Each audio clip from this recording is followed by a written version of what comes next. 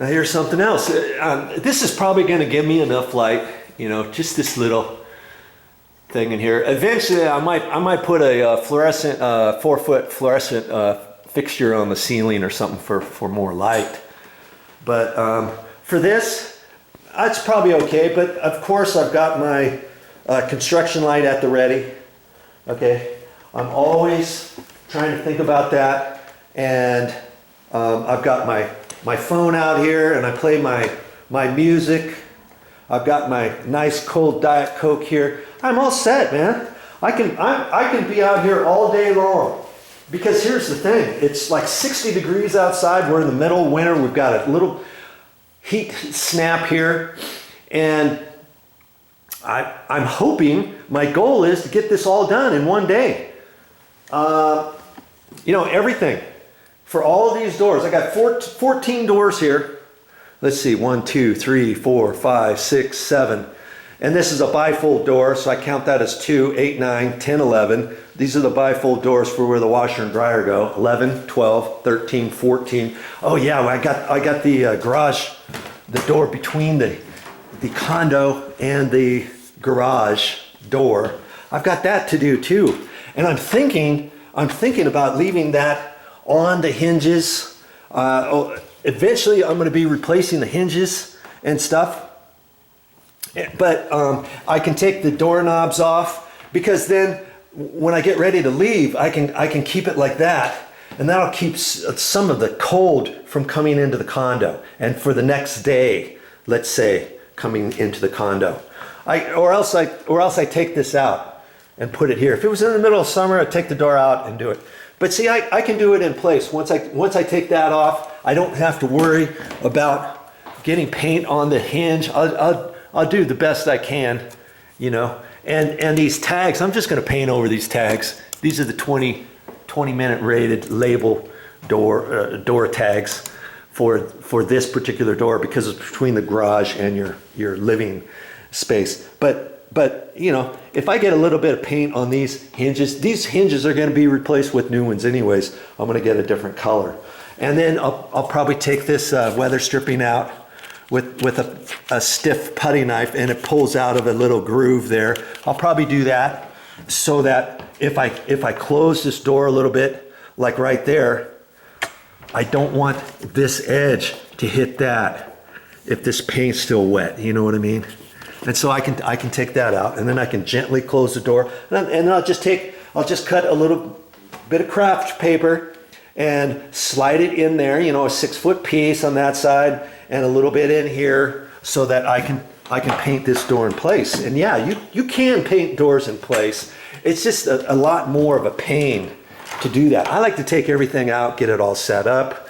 And this one, I've already cleaned it, I've already sanded it, I've already wiped it down, and I got all of the edges. This had a big old ridge on the actual wood, so I had to sand that off. This was a big ridge here. I don't know what caused that, but hey, I got it fixed. And I had to do a little extra sanding on the edges, because you want it, when you slide your hand along there, it's all nice and smooth. It's not rough, it's not sharp, it doesn't have all kinds of bits on it.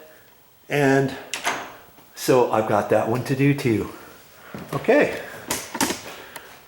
I think I'm ready. Oh, here's something else I'm doing. I'm getting ready to paint these doors, but let's just show you. These were the clothes that I brought and I wore today when I first started. But when I get ready to paint, I'm gonna put my grubbies on. See these pants? I mean, they're all ripped up. I've used these last time I painted. They've got some paint droppings on them. If I had some older shoes, I'd wear those. I've got my shirt that I painted last time. I don't know if you can see that. Oh, come on.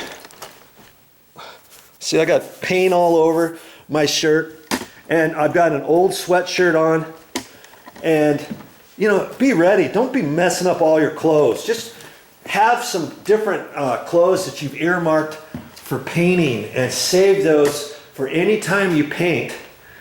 then you don't mess up all of your clothes. Yeah, I've got all the edges done and these cutouts. And see, these doors are still wet, but because I did the little outside corner edges first, those are pretty much dry. And I don't really have to lift the doors up per se. I just wanted to show you real quick.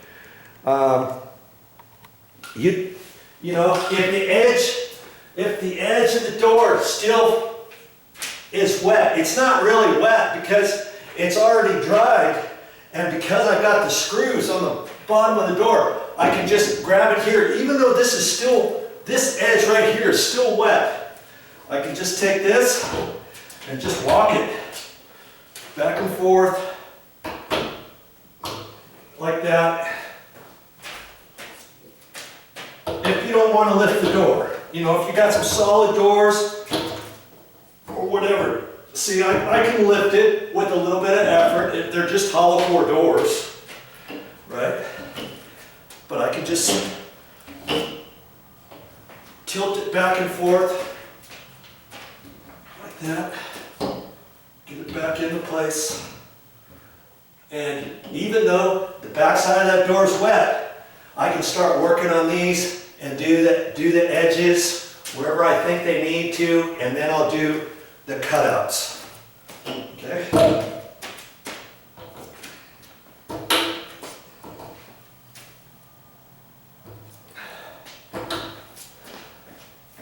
See, I don't have to wait for the door to get dry or anything before I keep working at it. And I give myself a little bit of a gap between each door, you know, 6 inches or so. And the doors weren't fitting up on this wall perfectly, so I took the wider doors and put them on the end wall and stuff, on the end wall, and then I had to swap out a door over here and put a 30-inch door, and then take the 28-inch wide door and stick it over there, and then I had enough room. See the gaps that I have between these doors? Okay, and so now I'll just keep flipping the rest of these doors so I can start painting on this back side. I've already flipped these doors, and you know, little by little, I'll get her done.